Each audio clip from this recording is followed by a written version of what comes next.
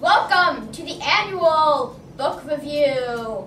This year we will be reviewing the book Travels of Thelonious, The Fog Mound. Welcome our contestants, the lady with the blue pen, purple shoes, and the bookwoman. First question for the bookwoman. What happened in the introduction? In the untamed forest lived a chipmunk, and he got washed away by a flood. Okay. Lady with the purple shoes. What happened in the first part of the rising action? Thelonious got washed on the shore of the city of ruins, and while he was walking, he met a lizard named Brown, who is a slave of the dragon. Lady with the blue pen. What happened in the second part of the rising action? Thelonious runs away from Brown because he says he's gonna get a nice ruby for this slave chipmunk, and then he meets Fitzgerald the porcupine. Bookwoman. What happened in the third part of the rising action? Thelonious and Fitzgerald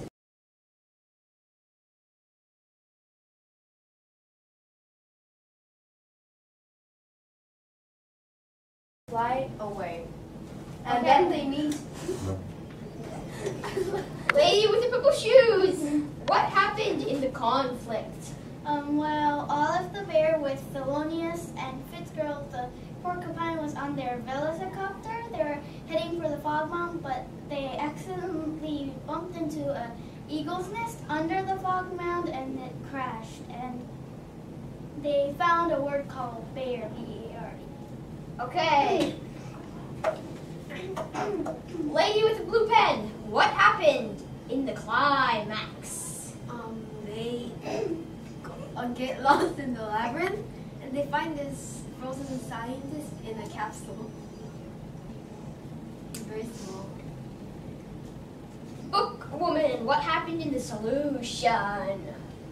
the frozen scientist leads them out of the labyrinth to the cliff house in the fog mound, and there's a big party. And the last question for the lady in the purple shoes. What happened in the conclusion? Which was? First he started with Farah, and Thelonious said he said something, and he said Farah died, and we don't know what that means. Ladies and germs, thank you for watching our annual book review. Look out for next year's book review with Book 2 of the Fog Mound for add-on. Fog Mound newscast review. We're going to review the book Travels of Thelonious, The Fog Mound. So, the first question was, what did the author do well in this book? Well, the author did a good job with combining both the comics and the text, or the story part, and he made the pictures go along with the words. Okay, and what do you think? I think he did a really good job on the illustrations and maybe the text too, because there were some interesting words and combinations of words. The illustrations were nice, and the story was okay. Okay, the second question is, what can the author on this book improve on? How? What I didn't like about this book is that it wasn't very exciting, and most of the parts they were just flying around in a helicopter or getting lost somewhere. So I think he could have added some more parts that made it exciting. And how about you? I think he should made a better job on setting the story up, because all the parts of the story mountain are mixed up, and you can't really tell what happened and where. It's really confusing because it's mixed up, like Angelina said, and it's not as exciting as I thought it would be. Okay, so question number 3. Which part did you think was the best part of the book? I think maybe when they first saw the Dragon Lady for the first time, because I actually thought it was kind of funny, because she wears like this tiara on her neck, and I thought it was a bib. I think the best part was when when Thelonious met this girl, because I think it's the only part that is described pretty good. My favorite one was when they meet the Dragon Lady, same as Asher. And who is the dragon? It's like the queen of these slaves. Okay. So fourth question: did the book characters seem believable to you? Did you connect with the characters?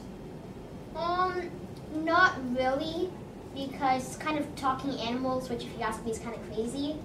I connected Thelonious and the Chipmunk to another book, which is called Redwall, with all these like mice and badgers and stuff that can talk, so yeah. I think the characters are basic characters that you can see almost in every book, because Fitzgerald like talks about books and thinks he's the smartest one, and others. And I don't think they're really good description.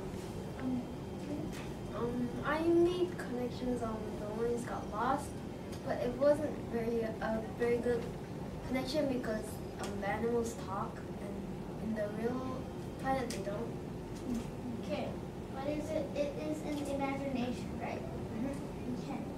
So what other thoughts did you have about it? Not much. He could have combined the first, second, and third together. Okay. This book doesn't really make you think about anything. It just leads you through the story, and you don't think about the setting or anything else. Since it's mixed up, it's also hard to understand, and it would be better if all the other books were connected. Okay. Last question.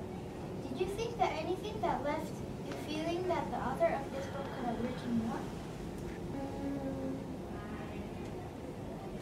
He could have given us a more detailed map of the place. Same, and I don't really think that it's needed to write more. You could just put more details in the story and maybe a few more parts in the back so we know what Fairytown is. Okay, so what is your opinion about this book? Thumbs up or thumbs down?